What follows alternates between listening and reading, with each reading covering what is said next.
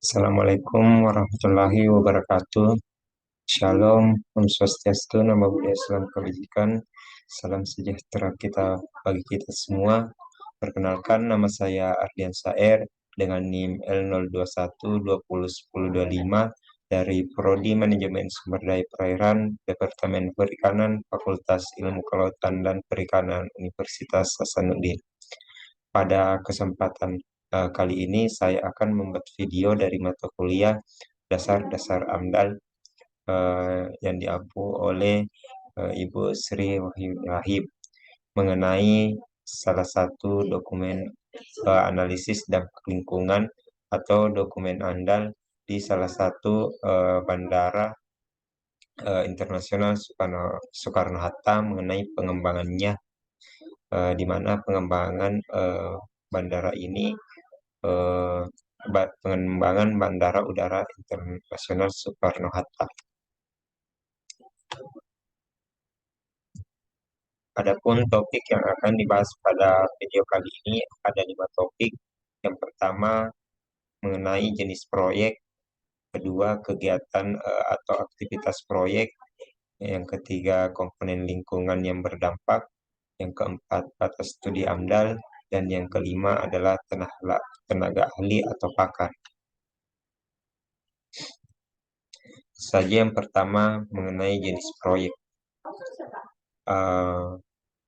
Pada PT Angkasa Pura II akan melakukan pengembangan pada Bandara Udara Internasional Soekarno-Hatta, di antaranya pengembangan Terminal 4 tahap 1, Landas Pacu 3, dan Automatic People Mover System di Cengkareng, Kota Tangerang, dan Kabupaten Tangerang, Provinsi Banten.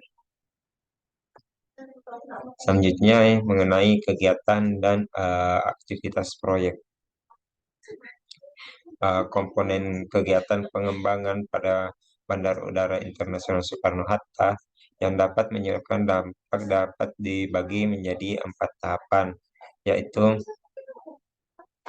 tahapan yang pertama yaitu tahap prakonstruksi, di mana pada tahap prakonstruksi yang dilakukan yaitu survei lokasi, pengurusan izin, sosialisasi kegiatan, dan pembebasan lahan.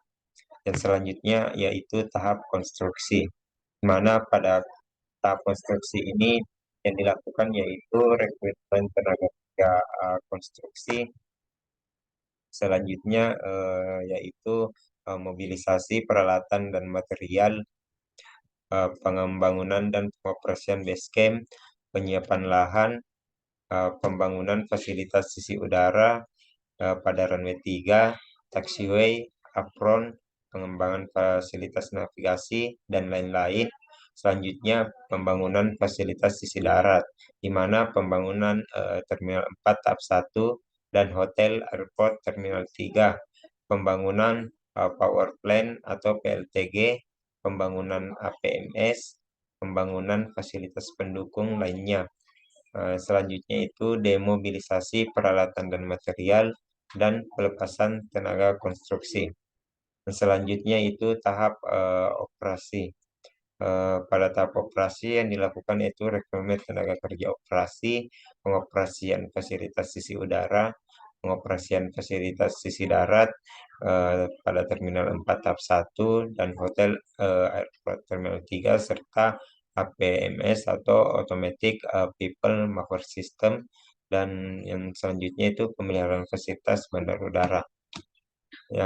Setelah tahap operasi ini ada satu tahap lagi yaitu tahap pasca operasi. Selanjutnya yaitu mengenai komponen lingkungan yang berdampak. Komponen lingkungan yang terdampak penting pada rencana usaha dan kegiatan pengembangan Bandara Udara Soekarno-Hatta terdapat 4 komponen secara garis besar. Yang pertama itu komponen geofisika kimia, di mana terdapat beberapa.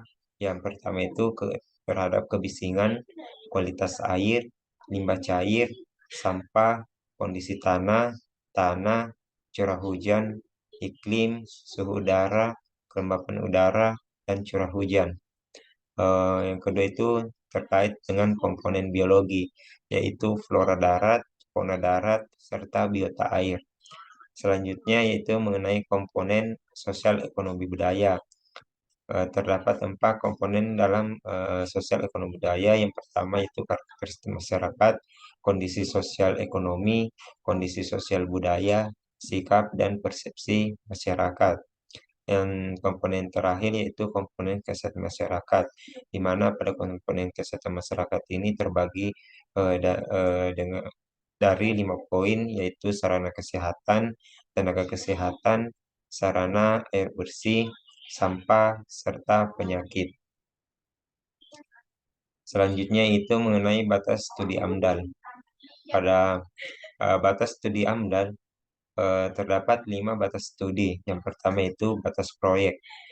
Pada kegiatan pengembangan Bandar Udara Internasional Soekarno-Hatta berada di lahan seluas lebih dari 216 hektar yang berlokasi di sebagian Kelurahan Selapajang Jaya, Kecamatan Neglasari, Kelurahan Benda, Kecamatan Benda, Kota Tangerang, dan Desa Rawaburung, dan di sebagian Desa Rawarengas, Kecamatan Kosambi, dan Desa Bojong Renget, Kecamatan Teluk Naga, Kabupaten Tangerang, Provinsi Banten.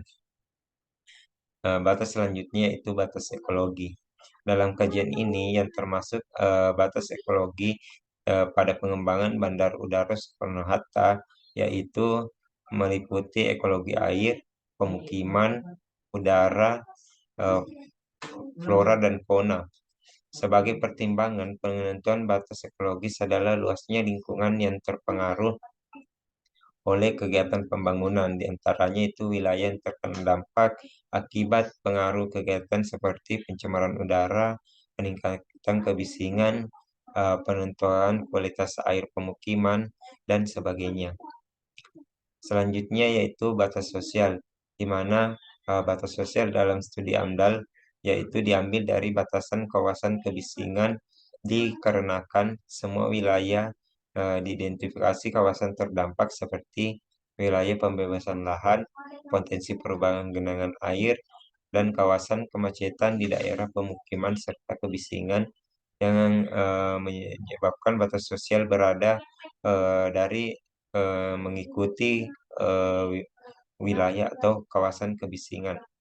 Selanjutnya yaitu batas administratif, mana ada batas administratif dalam studi AMDAL itu diambil dari batas desa atau kelurahan, yaitu pada Kelurahan Benda, Kelurahan Neglasari, Desa Bojorenget, Desa Rawaburung, Desa Rawarengas, yang diperkirakan akan terkena dampak akibat usaha atau kegiatan pengembangan Bandar Udara Soekarno-Hatta, karena hanya wilayah tersebut yang terkena dampak terhadap pengembangan Bandar Udara Soekarno-Hatta. Dan batas yang terakhir yaitu mengenai batas wilayah studi. Pada batas wilayah studi pengembangan bandar udara mencakup wilayah dari Kecamatan Cengkareng, Kosambi, Benda, Batu Ceper, Neglasari, Priok, Sepatan Timur, dan Teluk Naga.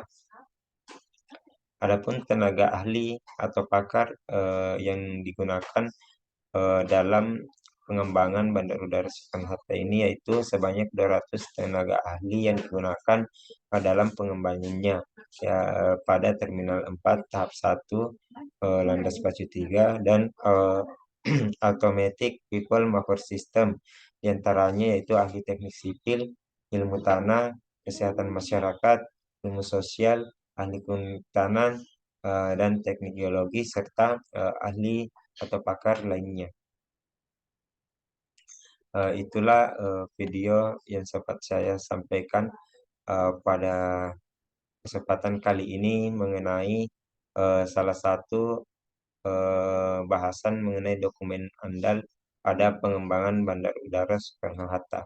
Kurang lebihnya mohon dimaafkan. Sekian, wassalamualaikum warahmatullahi wabarakatuh.